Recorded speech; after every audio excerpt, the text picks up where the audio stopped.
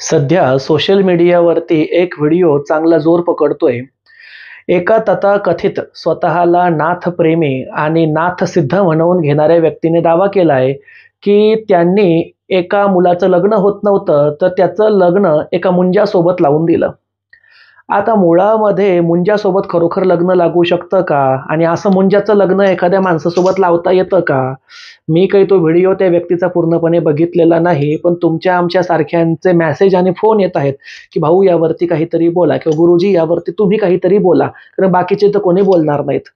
तर या ठिकाणी पहिली गोष्ट हा जो त्यांचा दावा आहे, हा दावा पूर्णपणे खोटा आहे. कोणीही व्यक्ती जर दावा करत असेल, की त्यांनी एखाद्या मुलीचं लग्न मुंजासोबत लावलं किंवा एखाद्या मुंजाचं लग्न एखाद्या मुलीसोबत लावलं किंवा एखाद्या मुलाचं लग्न एखाद्या चुडेलसोबत लावलं, एखाद्या डाकींसोबत लावलं, असं घडणं लिटरली शक्य नाही.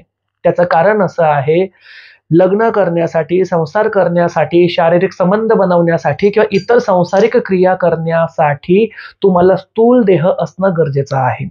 ज्यावेळेला व्यक्तीचा मृत्यू होतो, मृत्यू म्हणजे काय? तर तो व्यक्ती नाहीसा होणे आणि मुंजा काय आहे? तर बिनलग्नाच्या मुलाची एक प्रेतात्मा आहे. म्हणजे जो मुलगा जिवंत होता आणि जो सध्या जिवंत नाही, जो आत्मा स्वरूपामध्ये आहे त्याला मुंजा म्हणता येईल. म्हणजे मुंजाकडे स्थूल देह नाहीये.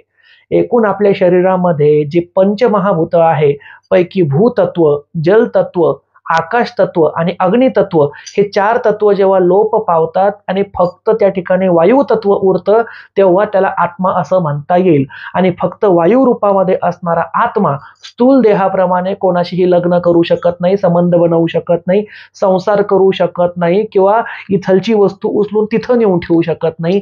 ही गोष्ट कदापि शक्य नाही. त्यामुळे सोशल मीडियावरती, Instagramवरती, Facebookवरती आणि YouTubeवरती अशा पद्धतीचा दावा करणारी व्यक्ती एक तर मूर्ख असली पाहिजे किंवा स्पष्टपणे ती व्यक्ती भोंदू असली पाहिजे.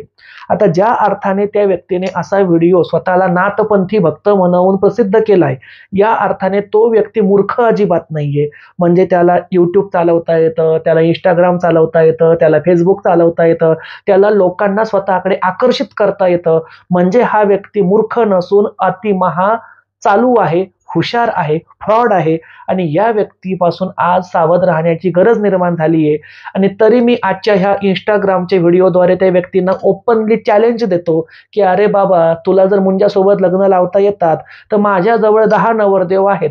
त्यांना मी तुझ्यासमोर आणतो. या 10 नवरदेवांचे लग्न तू कुठल्या मुंजासोबत, चुडेलसोबत, डाकींसोबत, हाडळीसोबत लावून दे आणि माझ्यातर्फे तुला मोजून ₹15,00,000 पारितोषिक